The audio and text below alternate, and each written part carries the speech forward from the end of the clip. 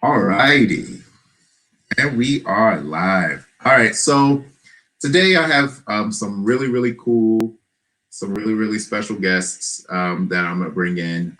One of, well, most of, all of them, I am very proud of. And I think that they're doing amazing work in the fields that they're in. Um, but today I kind of wanted to talk to them about what's going on in the country, George Floyd, the protests, the riots, all of these things. I mean, and for me, I'm kind of on the fence about all these things. Somebody brought up a really good point to me most recently, saying that when Dr. Martin Luther King died in 1968, there were riots then, and then a year later, we saw the Civil Rights Act passed. So sometimes it takes extreme measures to actually make things happen in this country, unfortunately.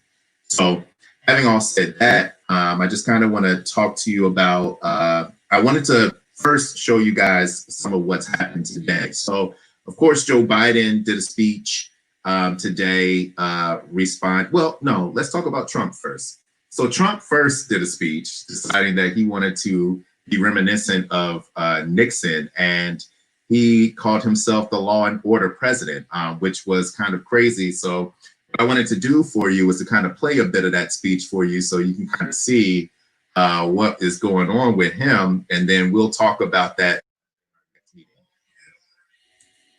All right.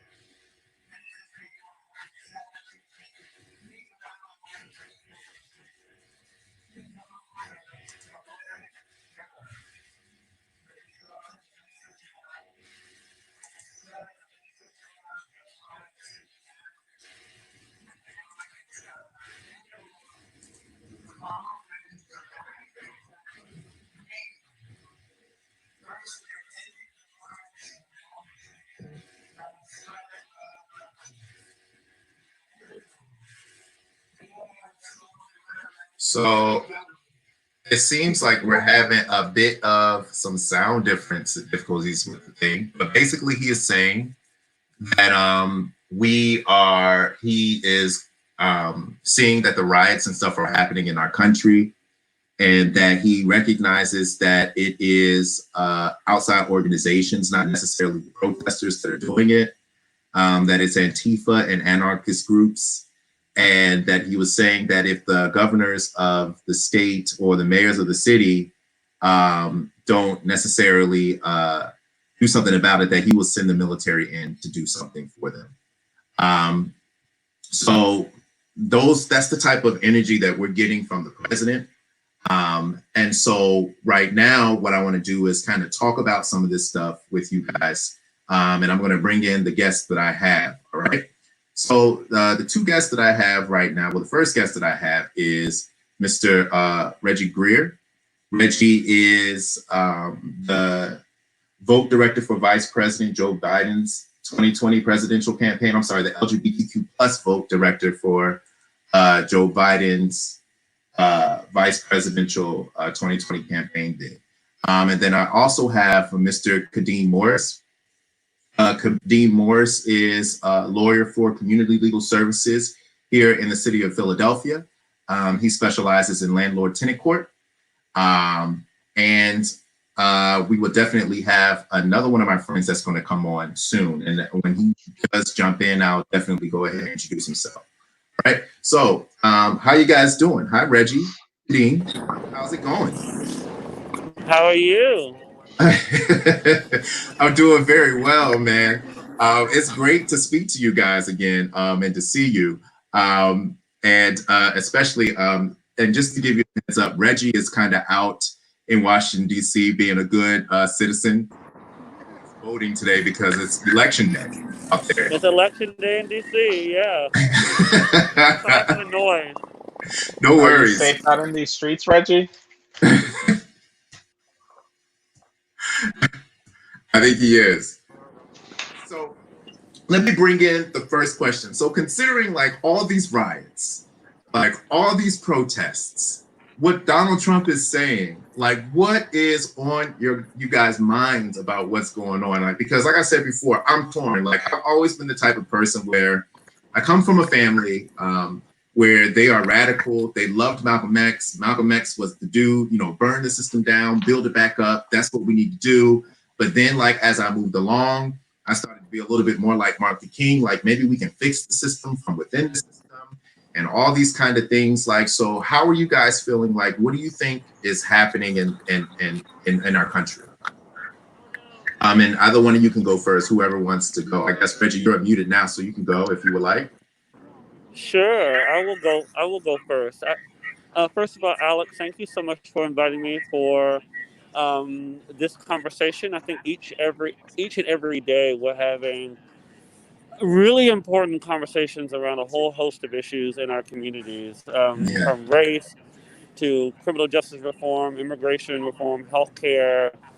How do we care for our communities? I mean, we're still in the middle of a pandemic, hence my mask, right? Mm-hmm. And so um, I think it's really important to take a moment and think through that we are in a country that's confused about its direction, and I think that stems directly from a lack of leadership at the top. I mean, thinking about the pandemic and how we responded to it, there were countries around the world that flattened the curve sooner, that responded to the needs of the most marginalized and vulnerable in their populations faster, because they had a federal government or a government at the top who was directing and really fighting hard to ensure those services were there. Contrast that to the U.S. and the Trump administration's failure to listen to scientists, failure to be attentive to what was happening in each given moment. And then you fast forward to what has happened the past week. Again, the same theme is there. It's a lack of leadership and understanding that the issues, that what happened to George Floyd wasn't isolated, and that addressing instances of racism and systemic injustice, having those conversations were long overdue. You look at the vice president's speech, and I'm really proud to work with him and work for Vice President Biden as his LGBTQ vote director, and talking about the plans that he has for LGBTQ equality, and I'm happy to share those in a little bit. But I think, you know, since this is your question, and we're starting here, I think what I continue to think about is the fact that what kind of country do we want to be post COVID and post Donald Trump, right? And what kinds of those conversations got to start now. I mean, Vice President Biden wants to walk into the White House with all of us in hand, so that his administration can be attentive to the people that he seeks to represent, which is in stark contrast to the presidency of Donald Trump, which is sorry about that. Sorry about that.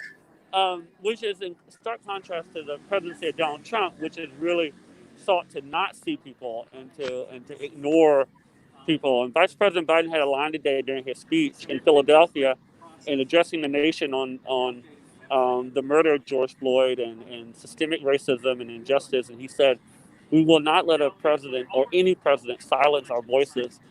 And I think that was a line that stood out to me, because if you look at the protests, they are student led.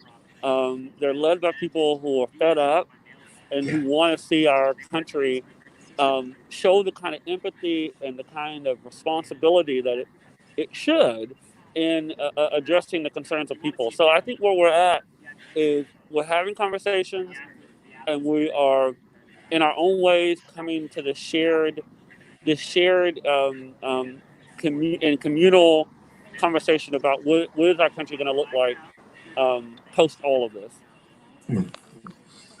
Wow. Yeah, that's very interesting, because I was actually watching something, and this is going to be a brand new world.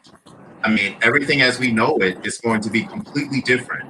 The way we operate, the laws that are going to be put into place, This is going to be a completely different world that we're going to enter into once we get back out there and everything starts rolling. I mean, I hear a lot of people saying that this virus is not going away. It's going to be here for long. So what do you think, Kadeem? Like, I mean, what are your thoughts on this whole thing? So, Reggie, I think you've got more grace than I can muster for this situation. And I've gotten to the place where now I have a deep sense of compassion for the issues that people are now speaking up about, whether it be violently or in forms that we are not accustomed to. Because I think for a very long time, and we kind of view Donald Trump as the turning point in American history, but for a very long time, there have been particular groups of people in this country who've been marginalized.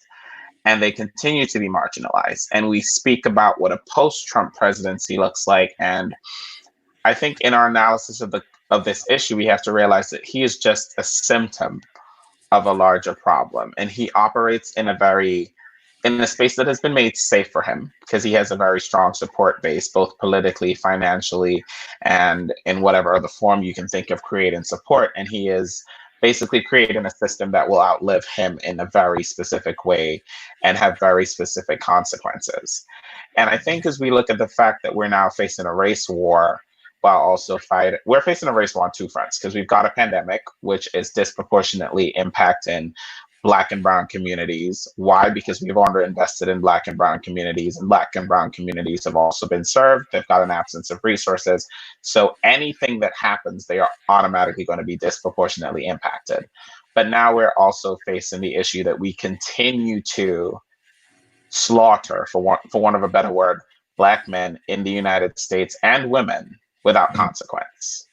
And I think last week was a horrible week. And I think what really hit me was not necessarily George Floyd, because I expected that, and I expected that to happen without consequence or for us to react in the way we reacted. But then when you had stark contrast of the Amy Cooper situation that happened in New York City, where we got to sit and watch an individual weaponize someone's race against them in a very intentional way, knowing what the consequences would be, with an honest understanding of the way her relationship to the law works, where she was located. She was in Central Park. Central Park has a very particular history around this issue. And she literally said and actually performed as if she was under siege from an African-American man in Central Park. Wow. And the great thing is the response that she wanted did not happen. But I sat and watched that video knowing the response that could have happened and has happened in other instances. And I was like, I expect police brutality, as problematic as it is, but I don't expect someone who identifies as an ally to step into that space and weaponize my race against me in that very clear way, knowing fully well what the consequences are. So I think we're grappling with a lot. And I can't really say that we're looking at a post Donald Trump country, because Donald Trump's not the problem. It's the way groups in the United States relate to each other, and the way we, no matter who we are, weaponize our privilege to our own benefit when it suits our cause. So I don't know that I can really step into a conversation and say Donald Trump's going to leave and life is going to get better, because we've had this for a very long time. So let me ask you a question, because you always have these two groups. There are the affluent or the more privileged side of minorities, and then you have the more radical, more like I was saying, burn the system down, and then you have the ones who feel like you have to get wins through the system, right? How do you bring those two people together? What do you think it's going to take to bring both those sides together to unify behind one message and one cause to really see real effective change? And I guess I can, and then I guess I can also toss it to you, Reggie, is how do you think our next president, Joe Biden, is planning on trying to bring people together to unify behind a common goal and cause? That's a really good question. I think that, I have been less married to the idea that people have to fit in certain boxes. I think all of our views of the world are nuanced enough to take on different strategies and Mhm. and different ways of approaching something, um, um, depending on the issue or depending on the time.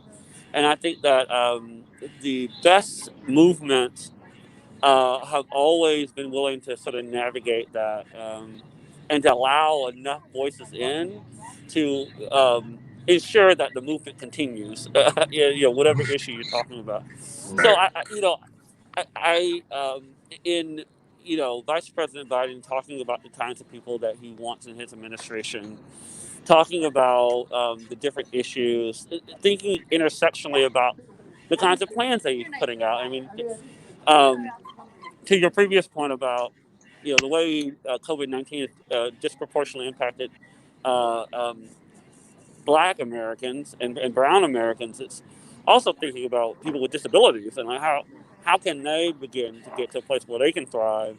As this pandemic is going on and then post it, it's everything that the campaign is thinking about, putting out, even thinking about the kinds of people that we're bringing in is all about expanding the table that we have to expand in order to have the kinds of conversations that we have to have to not make things better overnight, right? Because I actually agree, things aren't going to get better overnight, but it's like we have to face some of the hard truths in order to have the kinds of conversations that will result in good policies, will result in good appointees. Thinking about, I always think about and talk about the fact that in the Obama Biden administration, over 300 LGBTQ people were appointed to positions within the federal government, ensuring And that you were one of LGBTQ those, right? people. You were one of those I was people who one were of them, appointed. yeah, yeah, and serving at the U.S. Department of Transportation, Mhm. and serving along with so many dedicated public servants meant that LGBTQ voices from all different perspectives, LGBTQ people who have disabilities, LGBTQ people who are Black, and LGBTQ people who are from rural places in the country, and LGBTQ people who represent different disciplines and have different expertise. Their voices were represented at those important decision-making tables. So I think that, and Vice President Biden says this all the time. It's like some of these issues he didn't start, and I totally agree. But it is when you appoint people and put people in positions of power who could care less about the issue, could care less about good government, could care less about the cries of people simply saying, "I just want you to listen to what we're saying here. I just want government to listen." It means the world because only until you change that can you get to a place where you're getting closer to the kinds of policies and laws that you want to see, the policies and laws that are equitable, that are fair, that are just. Um, I'm confident that if we're able to expand that table and Yeah. bring Black and Brown people and LGBTQ people and more women to some of those key decision making tables in the White House and in federal agencies, we can we can improve this pipeline from our communities up to the people who can pull the levers of power. Wow. Yeah. Yeah. I definitely do believe. Like, I mean, you have to diversify the people who are in power. And I mean, that's diversity. But like, not only do you diversify, but then you include them in the processes of making the decisions. Um, and so, I think that is very important. Um, I think we may have lost Reggie for a second, but I think that also gives me the chance to go ahead and direct the question to you. Um, so just remember also, y'all, like and share and comment, please. If you have any questions or anything like that, you can go ahead and throw those questions at the comment section. Some people have already been making comments and let me know what's going on. So thank you, Tony. I appreciate that for letting me know what's happening. But go ahead, Kadeem. Let me hear how you feel like we should unify the people of color around making the effective change. Go ahead.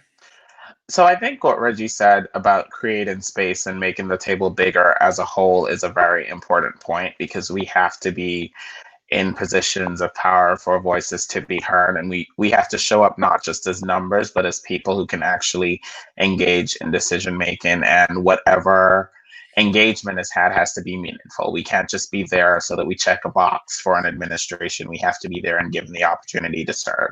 And I'm sure that that will happen in some way, shape, or form because it's happened previously before this presidency, to be quite honest. But I also think, to address the larger question, I think both movements have to exist side by side, because there is something to be said about the way people have to speak. I know we talk about code switching in the community very often. There's a way that you have to engage in a particular set of language and a particular set of ideals when you are in positions of power, and understanding the compromise and the things that you may have to give up, and that it might take you 6 years to get to an outcome. But I also think that there's also a very real value in people bearing witness to what harm does to people and what pain looks like when it is represented by a movement. And this is not an isolated incident where people are protesting in Minnesota.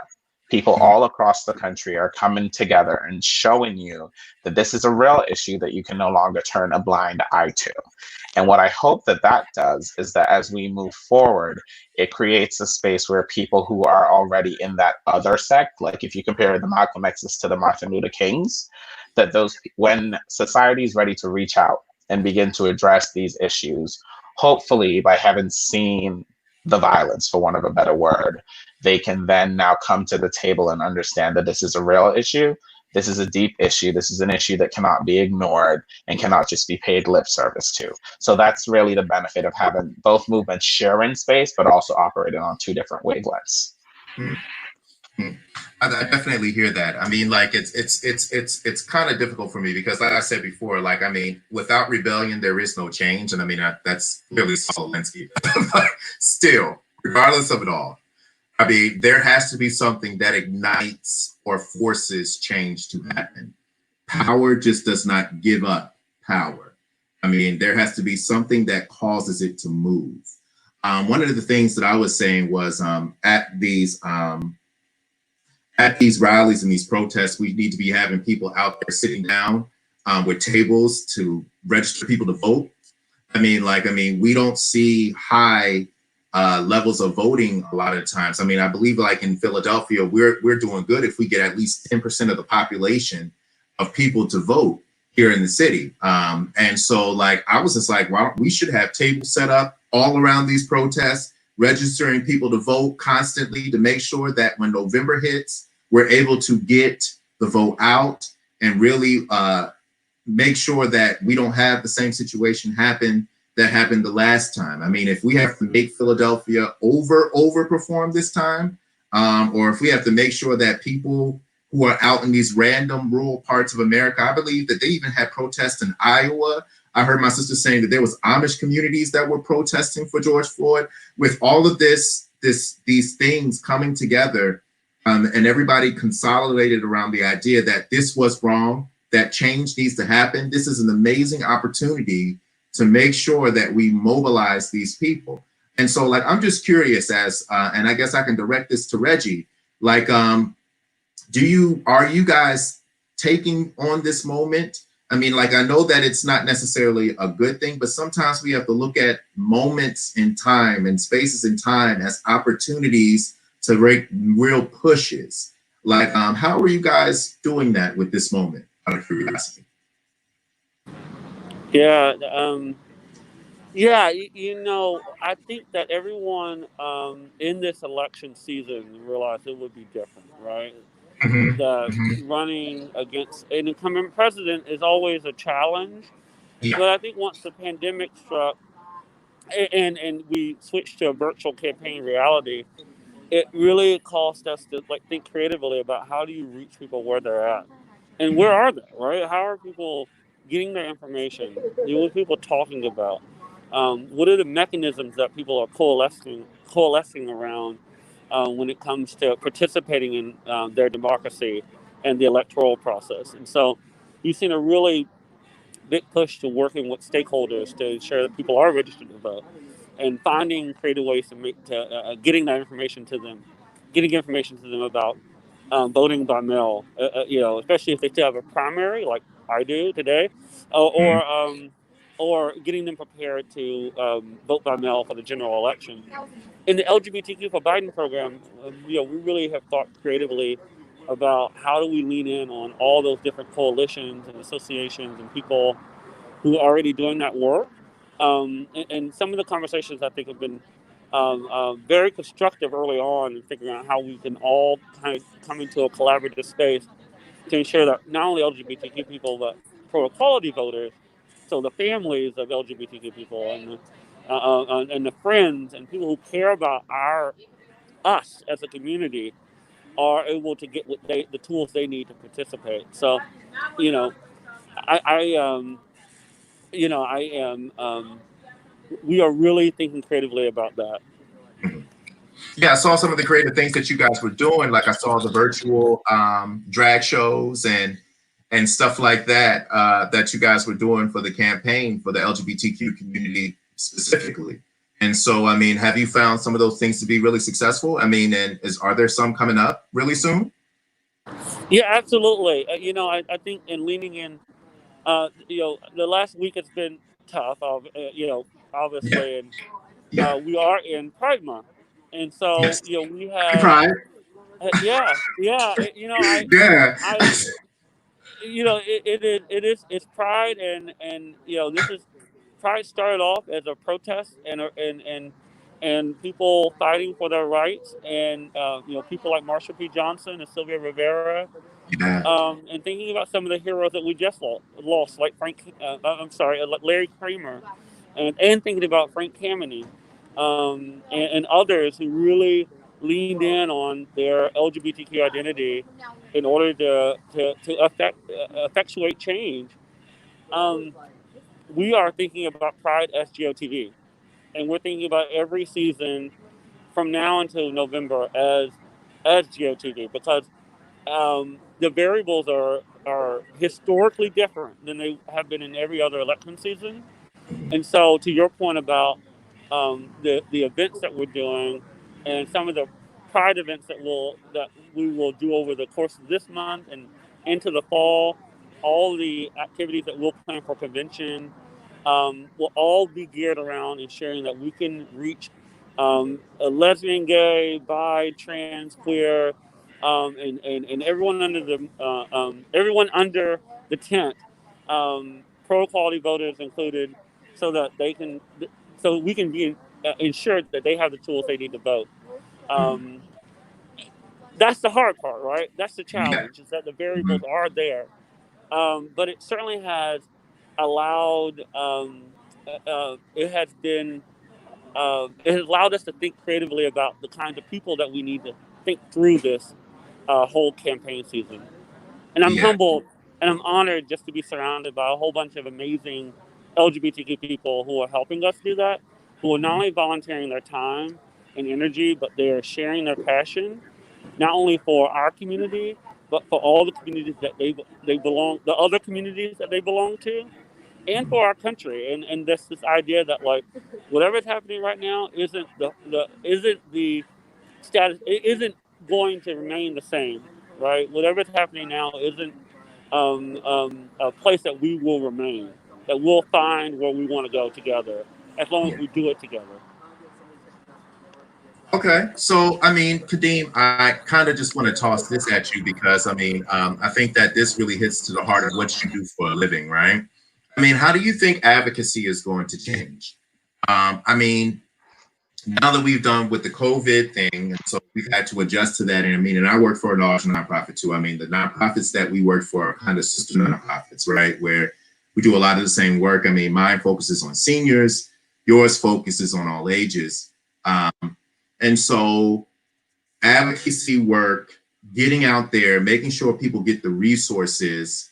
What does that look like now moving forward? Like, how do you think that's going to change for marginalized communities? And then now, even after we're going through this George Floyd thing, right, where police officer kills Black man, not a new story at all. This is something that we see happen all the time. So much so to the point where the I can't breathe thing feels like it's a recycled tagline because we experienced the same thing with Eric Garner, right? So like, where do you think advocacy is going to go from here? and what do you think it's going to look like moving forward? And how do you think change will happen as far as policy is concerned? So I think that's a loaded question. I'm going to be honest about it. I think, at least right now, similar to the way the political landscape has changed, and we have to change the way we interact with populations that we serve. And I think you've had this conversation previously when you guys were having the conversation about education. What does access to resource limitation look like in the communities that we serve? And we have to be very conscious and very aware that there are significant gaps for the people that we serve. Like, I can just like sit at home and work all day on a computer. I have multiple devices that I can use. There are people who don't have stable internet connections, don't even have broadband on their cell phones, and cannot engage in that way. So we have to be really intentional about making sure that whatever resources we deploy actually get to the communities that are in need. And then I think communities just have to, unfortunately, do the work of holding us accountable.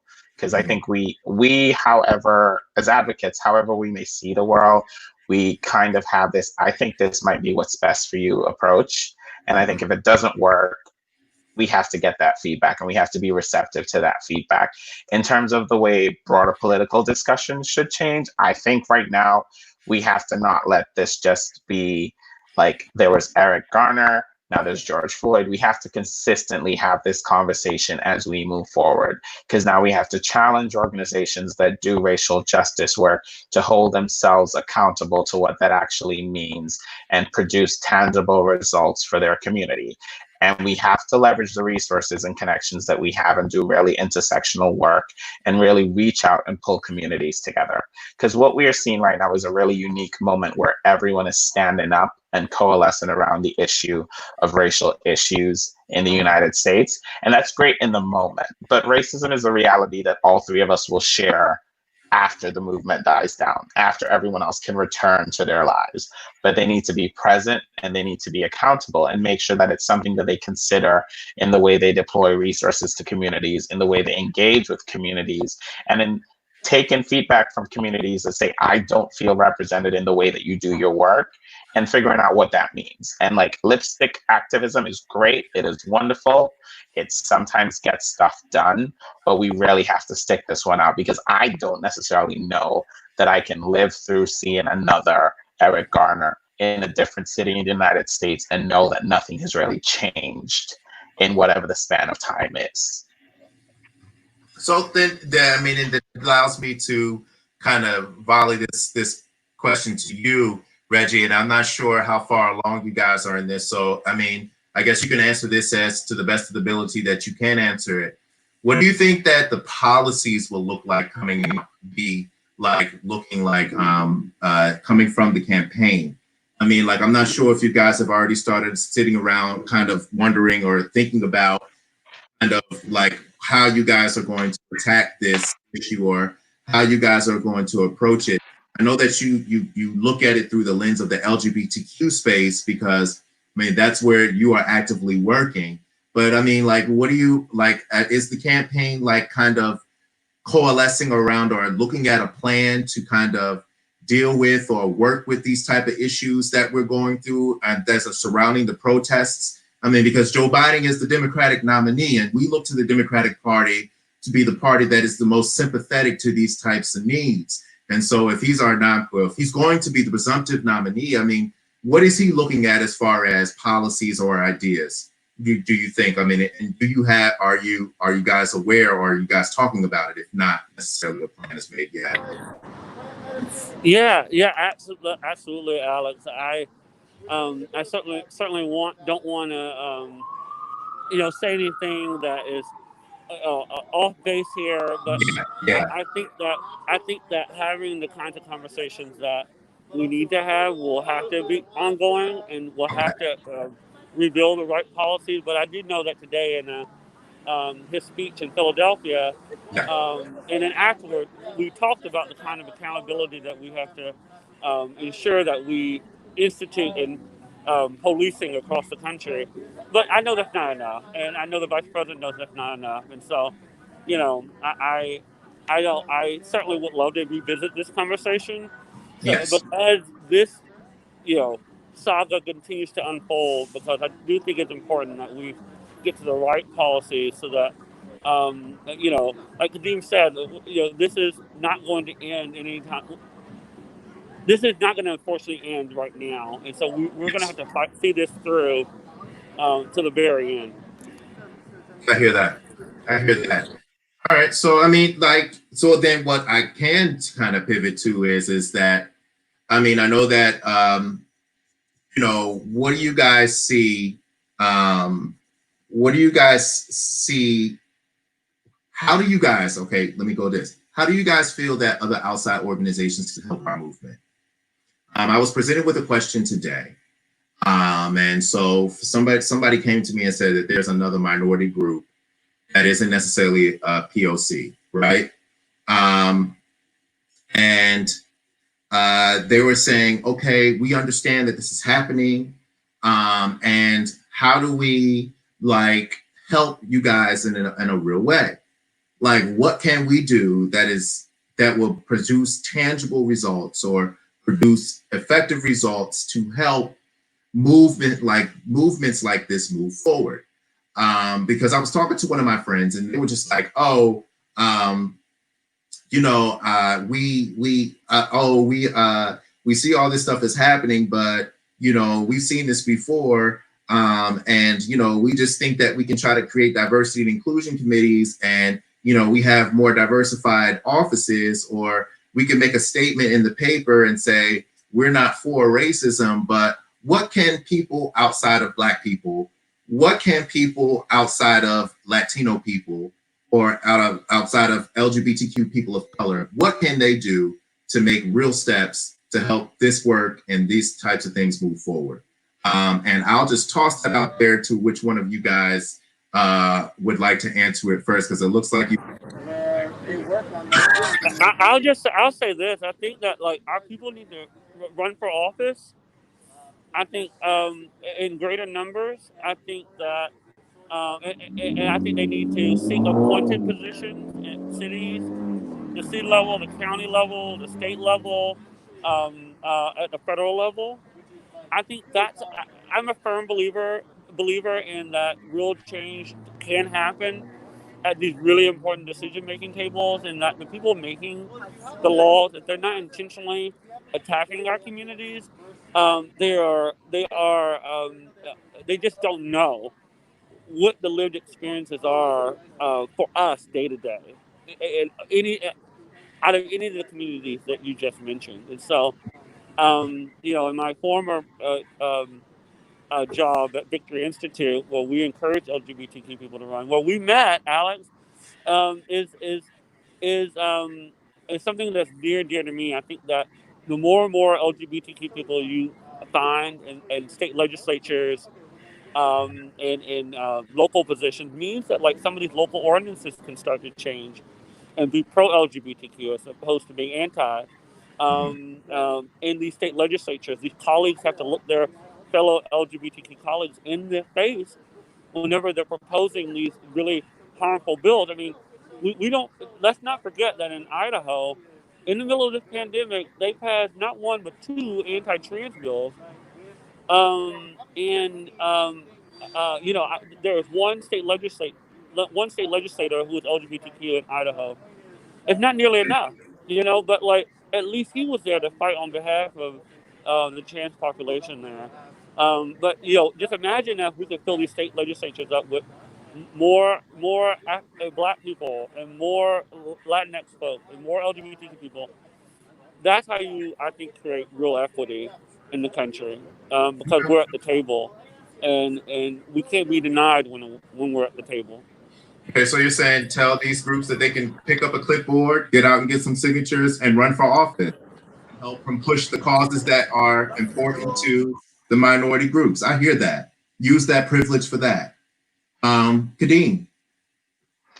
So I always think it's very interesting when other minorities or marginalized groups show up to a conversation and say, how can I help you? Because I think as at least African Americans, we've had to learn to leverage our intersectional identities to actually enter spaces and do work.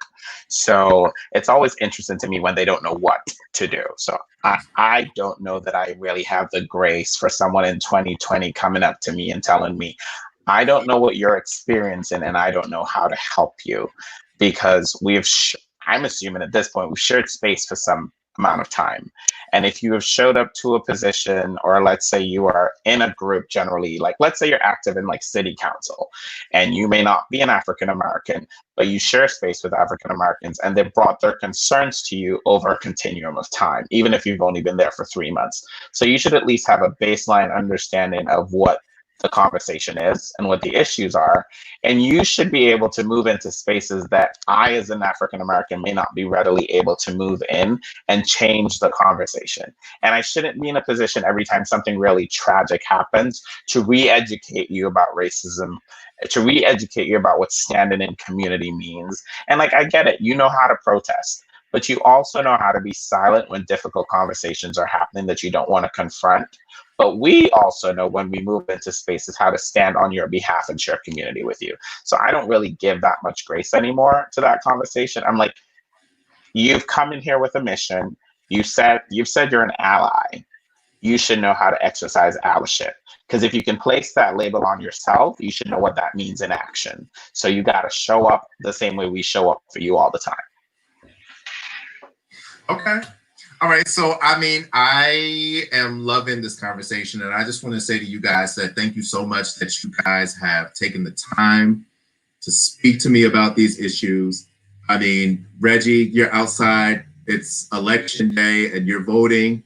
And Kadeem, I mean, it was, man, come on. Can you do this for me real quick last minute? So I just want to tell you guys, I freaking love you to pieces, but I want to pivot this conversation because I want to kind of talk about how it's affecting the church a little bit. And so I think that I'm going to bring in one of my other friends and we're going to pivot this conversation with them a little bit. So I just want to say, just before I pivot the conversation to Pastor Zan, I want to ask you what bit of advice or what piece of encouragement do you want to leave with the people today before we switch?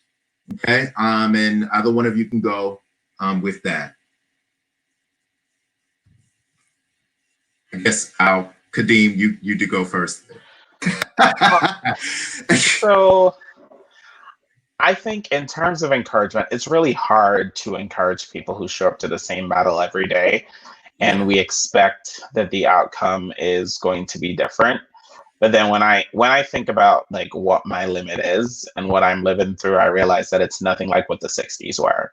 And it's nothing like what desegregation and redlining and people who had to like face integration of schools. It's nothing like their struggle. So I think we have an obligation, however hard and painful it might be, to continue to show up in these spaces and use our voices to the best of our ability to advocate for change, because when we hit our limit, there'll be someone to take up the mantle after us, and hopefully we won't have to continue fighting this battle for 100 years. Look at that. Yeah, I think that's the right message for now.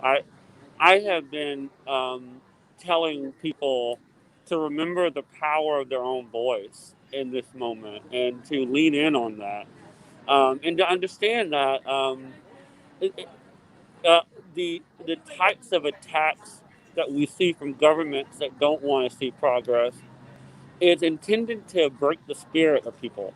It's intended to push people out of the not only the electoral process but out of participating period in democracy and participating in the kinds of collaborative conversations that people of all backgrounds should be invited into. And you know, I have spent my career, and I'm really proud to be on a team where we're working to include everyone and to bring everyone in, make space for everyone. But I also, you know, for everyone, just encourage them to remember the power of their voice and to use it often, and to fine tune it as you live and go through the experiences of not only this moment but just life in general. This moment is tough, and we're dealing with a lot at once. Um, but the kind of strength that comes from learning how to make one's voice better in this time can really pay off dividends as we move forward. Yeah. Yeah. All right. Thank you guys so much. Thank Thank you you. so much. Thank you. And so, guys, I'm sorry to let you go, but I hope you have a wonderful, great rest of your day. You You guys are too. awesome. I'll be staying connected with you. I'm definitely going to have you come back on the show, Reggie, to talk about what's going on in the LGBTQ space of the Biden campaign, because I am very, very curious about that too. And we got to have a longer discussion about that. I plan to have a whole LGBTQ space to have one of these talks in anyway. All right. So we'll definitely bring you back on. The same thing, Kadeem. We have to talk about the work that you're doing with landlord tenant court here in the city of Philadelphia, and how we've been able to get the right to counsel and how that's affected everything, and the move that you've been pushing with that. Like you guys are doing some amazing things, and we can have a larger conversation about that in the later episodes. All right. Thank you guys so much. Thank you, And Thanks for Alex. having me. great night. Great night. So the next person I want to bring on is the person that's near and dear to me. And I mean, I think it's very important to have this conversation, because as we are going through this environment, we are needing to find spaces to find hope, right? Where is the hope coming from? I mean, we see the spaces of where people are standing outside and they're standing in solidarity with, and, you know, they're raising their hands. But then in the split second, we see mayhem breaking loose. Already in a time where we're going through things that are highly stressful, that are very intense. People are going through breakups. People are going through deaths. People are dealing with their children for 24 hours a day and not having any outlets. People are losing their jobs. People don't necessarily have resources in their homes. And so I kind of wanted to bring in a different piece to this, where we kind of talk about how the church that is supposed to give is a hope center is helping out in these spaces. So I want to kind of bring on Pastor Zan. He is a favorite. This is the second time on my show. So I definitely wanted to bring him in to kind of talk about what's happening and the things that are going on during this COVID time, but not only during this COVID time, but during George Floyd time. I mean, I know that last week was Pentecost Sunday. Mm-hmm. A lot of pastors had to be creative about the things that they talked about to the saints. And churches, even outside of Christianity, I'm sure, in the mosques, out in the kingdom halls, out in whatever I'm not sure what they call the Buddhist places, but whatever, wherever they may be, however you may worship, I mean, encouragement had to come from the pulpit, right? So what is the encouragement that you have been hearing and seeing? How were you able to creatively mix in the whole Pentecost situation with what is going on today? Good evening to you again, Alex, and thank you so much for this continued platform that you provide for your listening audience. I really think that it's such an awesome endeavor. But to be really honest with you, I think that I joined with a lot of faith leaders who were, quite frankly, and quite honestly, we were mad as hell. Only were we angry at what we were experiencing, but because of our calling and it sometimes colliding with our separate vocations, we're responsible to deliver a word that's biblically based, but that's also relevant. And I think that now believers are looking for a word that speaks to where they are, that speaks to the state of the church, the state of the country, how that affects them, and then it infuses hope for how they move on. I think that that's what this country was built on when you talk about Black Christianity and the Black faith. And so I think that a lot of religious leaders, a lot of pastors, a lot of Black churches, let me be clear, that Black pastors had to really find the words or find the time to hear from God, to find a word that spoke to the people. that was relevant, and that also infused what we know as Pentecost. I chose to speak to my congregation from the lens of Pentecost not being televised, just like the revolution not being televised, but it was happening live. And I believe that spoke to the sentiment of where we were in as far as relevancy, is that live we were watching the cries and the courage of those people who were standing up to oppression, marginalization, and depression, be it right or wrong, bad or good. And then on top of that, we had to celebrate Pentecost. What grieves my heart is that the church was excited about Pentecost, but the world doesn't get excited about Pentecost. So that means that we have work to do so that the world shares in our understanding and in our excitement about Pentecost. Okay, so like I know that I was watching, well, one of my favorite preachers now. I mean, and one of the advantages that we have of this this quarantine is that on Sundays, since the churches were closed, churches had to evolve, right, and find different ways to reach people. And so this is a great time to kind of shop around for pastors, for encouragement, a great time to shop around for therapists, for mental health. This is a great time to, so like Howard John Wesley is an amazing pastor, and he talked about Noah, right? And how when Noah was preaching about the ship, that, it's going to rain, it's going to rain, it's going to rain. And then after it rained, Noah had to get on the ship and he was quote unquote quarantined, right? He watched all the people that and the whole world that he knew of just die around him, right? And then he talked about how he was on the boat for 365 days under quarantine. He was by himself with his family members and a whole bunch of animals on a boat in the middle of the water for over a year. He was quarantined. And one of the two things that he said, and which really, really brought it home for me, because I hadn't even thought about it. He was just like, the first thing that Noah did when he got off the boat was create a vineyard, right? And he created a drinking problem. And one of the things that he said is that we have to make sure that when we come out of this quarantine, which is a very traumatic experience, that we do not pick up bad coping habits, right? And so, coping for people and however they do it. Like I know for me, I picked cigarettes back up by accident. And so now I'm in the process of trying to stop the smoking cigarettes again. For me, I told you before, when I first started in the quarantine, I was drinking heavily. And so I had to push back on the drinking to kind of stop.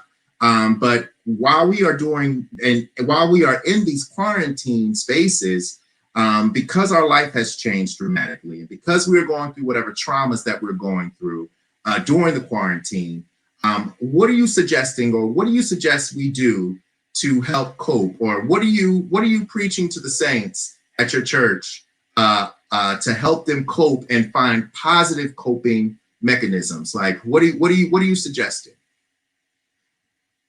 So quite a few things from a pastoral lens and not a therapeutic lens. I think that I want to back up a bit. I can't give you any type of commentary as it relates to the Reverend Dr. Howard John Wesley. He is a phenomenal exegete, and I want to go back and watch the sermon now because it sounds like I will get something from it. But I think that something that you said is something that is really ringing true to me. And something that I think that a lot of pastors, faith-based leaders are becoming more aware of. And that is the reality that people have the capacity now to search for the voice that's speaking to them throughout this pandemic. It was Bishop John Guns who said that people now are looking for the voice that's speaking to them the most during this pandemic, because ministry now is beyond brick and mortar, right? So it's no longer the competition of the church that shares the block with you, that shares the community with you, but now there are ministry opportunities that are available at the click of a button. And so it is now a more integral season for preachers to find words that are biblically based, that are authentic, that forces them to take the time to execute the text, to create a word that really speaks to people, because now people are not just looking for the theatrics or the production that goes with worship, but they're looking for the meat of the matter, things that Yes. will stick with them when they're stuck inside their homes and not able to get out, and to put their hand on, to physically touch some of those resources that you're talking about, which is a great segue into my therapeutic hat, right? Mhm. Because people are not able to access those different those different coping things that potentially are outside of their home or outside of their immediate community. Yeah. Then they have developed some unhealthy coping mechanisms. And I've said Right. this on your broadcast before. I think if you invite Mhm. me back, I'll say it then again. And Mhm. I'll say it now, is that now we have seen a true increase in therapeutic services as it relates to mental health, and we'll continue to watch that trajectory continue to climb, because not only will people have to deal with exacerbated issues and issues as it relates to their mental health, but now there are some traumatic experiences that now are adding to their anxiety, to them being stuck at home. So it's no longer just the anxiety and the stressors of COVID-19, but Yeah. now we're looking at some lingering PTSD from issues that they thought were resolved, but because they've been exacerbated by actual trauma that's happening right now in our communities, right? Yeah. People at some point were unemployed because of COVID-19. Yeah. And now those same businesses that they were business owners of, they can't go back to because they were vandalized. And, stores are closing because of the fear of looting, and therefore it's causing other workers' hours to be cut. The employment impact that it's having. I mean, so it causes people to have so many other confounding variables that affects their mental stability. So there are no one cookie cutting things that we can do to kind of help reduce and or to help cope. I think every person is different, so it's a person centered approach. But some of those things that we can do is remain grounded and rooted in our spirituality. And so Mhm. that's what it really takes the faith-based leaders to really speak words of hope and restoration that are really going to help to keep people in times like these. And so, I mean, I think you bring up a good one. It's just like really strengthening your spirituality. I feel like that's something that's been happening to me a lot. Really strengthening my spirituality, a lot of music. I mean, my house, I feel with music constantly, and happy music, right? Because music is something that is able to penetrate without you even paying attention to it. I mean, like, I know there's been many a times where I have been singing a song that I didn't even like, but because it was playing in the background and I'm at home and I'm sitting down and I'm saying that message from the song over and over again. Music is a great source of coping, especially putting positive messages in your mind.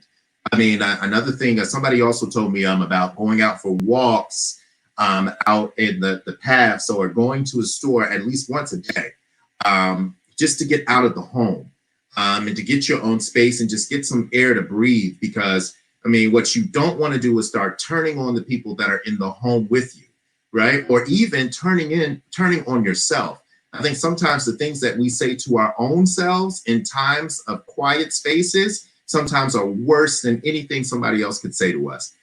So I think, like, those are some things that we could definitely use. Another thing that I remember someone saying was, after the rain ended, God left the rainbow and said that this right here is a sign or a memento letting you know that I will never do this again.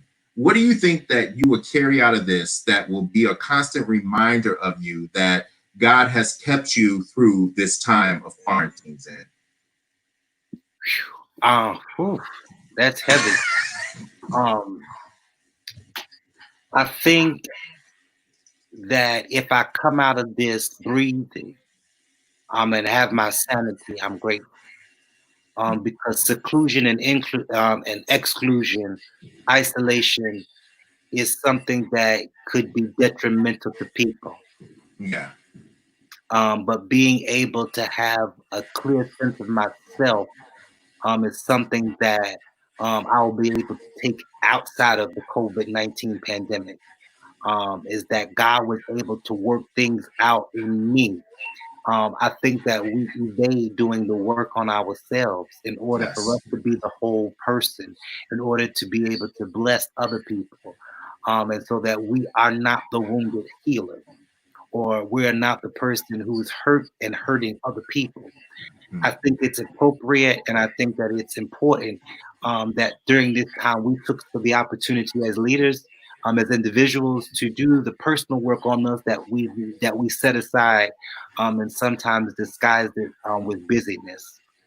So being able to develop a stronger spiritual life between me and God ultimately will be beneficial to anybody that he gives me the opportunity to serve as far as the pastoral leadership.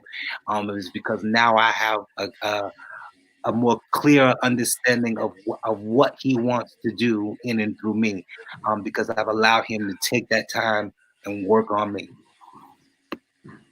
Zan, it's always a pleasure. You know, you're my favorite cousin. Yes.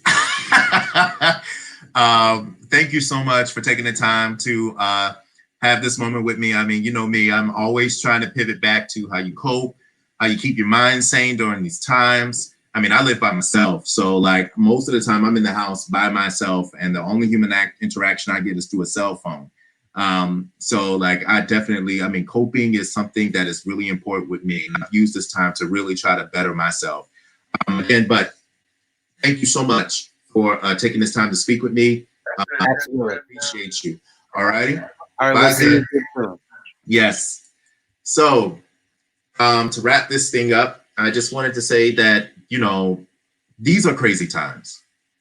I mean, there is a live video on social media of a man being killed, calling out, crying out to his mother, watching him suffocate for 9 minutes. That is a traumatizing thing to watch. And regardless of if you feel like you are able to watch scary movies, or you feel like you have some sort of a thick skin to see that type of stuff, watching somebody literally be killed on TV or on your computer screen and you know it's real, that is traumatizing. I mean, and then also after that, seeing protests happen where you see people burning things, busting in windows, police and people fighting and standing off against each other, cars being burned, people screaming, videos of, fireworks happening around my house, huge explosions. You're getting all these alerts on your phone telling you that you were locked down, on top of the stress of the quarantine and the virus, not ever knowing if the virus is going to meet you at your door randomly. You cough, you sneeze, you don't know if it's the virus, you're hypersensitive. You can't necessarily go see doctors at the moment. They will not give out tests on a regular basis. These are stressful times. And it's just piling on top of, on top of, on top of, on top of. People, I'm just saying that you got to make sure that you are keeping your mind sane. Find something to cope. Find something to keep you good. Don't try to work through this stuff. Use this time as a time to really do some self-reflection. Use this time to find a creative outlet. Use this time to do something, to connect. I was even taking time to call older people that I hadn't spoke to in a long time and just reach out to them and say, hey, I'm checking on you. I just want to know how you're doing. You know, sometimes helping other people helps your sanity. Find a way to volunteer. I mean, there are a lot of food storage places where you can pack up food, that you can take food to their homes. You can do all different types of things, but please make sure you are staying sane out here so that when you leave your home and we leave this quarantine and you enter into the new world, you are prepared, that you still are sane, and that you come out better and you're not coming out damaged or with more trauma or with more issues than you came into the situation with. Look, y'all, I love you, and I thank you so much for taking the time to watch the show. Thank you for taking the time to listen to me and my friends have conversations. And, you know, feel free to reach out to me. Send me a message on Facebook. Send me a message on social media. This is also streaming on my YouTube channel, so you can check that out. And so, like, you know, please, please, please, just make sure you're keeping yourself safe and happy. And thank you for taking the time to watch. Like it, share it with your friends. Reach out to me, tell me what you think, give me suggestions, critique me, let me know what you think. All right, and I will talk to you soon. Bye.